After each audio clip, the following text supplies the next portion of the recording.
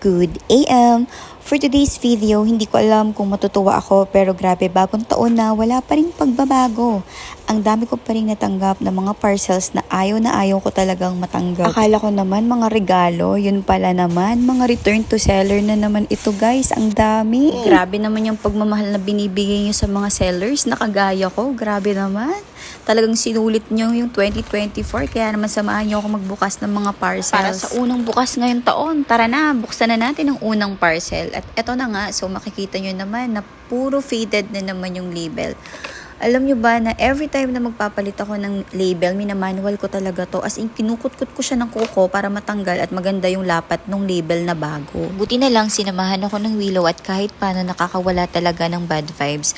Totoo pala talaga yung sinabi na kapag may alaga kang pusa, nakakawala talaga ng mga negative vibes. Habang inaabot talaga to sa akin mga parcels na to, wala akong ibang dasal or wala akong ibang pinagpipray na sana walang basag, wala masyadong damage, para hindi naman ako ganun malugi. Grabe, 2024, unang taon. Ito agad yung pasalubong nyo sa akin. Kung ano yung kinasaya ko ng Christmas na nag-open ako ng mga regalo, grabe, iba talaga yung feeling pag nag-open ako ng mga return to seller. Guys, mga pasaway. Ito yung number 1 kalaban ng mga seller na kagaya ko eh. Hindi mo alam kung kung bumabalik ba talaga lahat yung mga return to seller. Kasi alam nyo, mahirap para sa aming mga seller na ma-monitor yung kung bumabalik o hindi yung mga parcels. Alam nyo kung bakit? Kasi sobrang daming order niyan. Ang hirap ma-monitor. So, aside sa mga damage kapag dumadating yung mga items, hindi namin ma-assure o wala kaming kasiguraduhan kung lahat ba ng return to seller ay bumabalik talaga sa amin. Kasi yung iba talaga nawawala ng parang bula. So, ayun na nga, ang dami ko na nasasabi at puro ako daldal. Pero kung mapapansin nyo, yung mga ibang na-open ko na ay hindi ko masyadong binuksan or tinanggal sa plastic kasi pag check ko, okay naman, clear naman at wala namang basag at saka okay naman yung label. Pero napansin ko na karamihan sa mga dumating sa akin ay 30 ml. So far, so good naman yung mga 30 ml, walang basag at okay naman yung label. At the same time, puno pa rin naman siya. Same ng kung paano ko siya dinikant nung una. Thank you pa rin kasi okay yung iba. Kami kasing mga seller, every time na meron kaming income na nakikita dun sa aming monitoring, sobrang saya namin kasi yun yung amount na makukuha namin. Pero every time na may bumabalik na ganito, nakakaltas na nga, nadadamage pa, tapos sobrang bilis ngayon mag-refund ni Shopee. For example, nag-request lang ng refund si buyer tapos hindi lang ako nakapag-response, automatic yon, automatic na refund yun. Imagine mo, one time, nagbasa ako pala kagabi ng mga comment dun sa comment section ng mga buyer, yung mga reviews nila.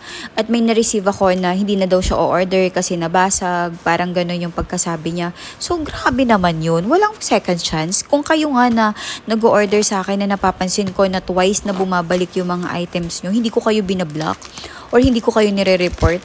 Grabe naman, hindi agad o-order. Grabe siya. Alam nyo guys, isa ito sa reason kung bakit nag-video ako every time na may mga return to seller ako para makita nyo kung gaano ako mag-care sa mga parcel na i-deliver para sa inyo. Sobrang kakapal ng bubble wrap na nilalagay ko dyan. Nahihirapan pa nga po akong magbukas dyan.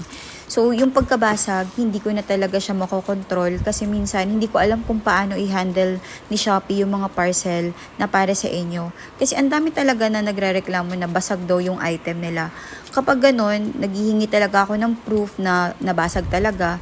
Tapos, minsan ako na yung nagre-refund ng diretsyo. Hindi na ako nagpapa-request sa Shopee na doon sila mag-request kasi medyo mas matagal doon. Minsan pa nga may nakikita na lang ako doon mga deduction, mga adjustment na hindi ko alam kung saan galing yun. Yun lang yung nakalagay. Walang specific kung anong kinaltas niya.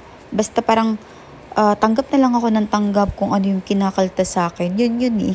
Dito nga kinikis ko na dyan si Willow kasi medyo napapagod na akong mag-unbox, napapagod na ako, nai-stress na ako sa mga nakikita ko. Kaya siguro may mga ibang seller talaga na nag-give up sila kasi alam mo yun, kahit masaya kasi ginagawa mo, pero nakakapagod talaga, may mga moment na nakakapagod na tapos may mga ganito pa na sobrang daming return to seller. Kaya yan, in-enjoy ko na lang siya.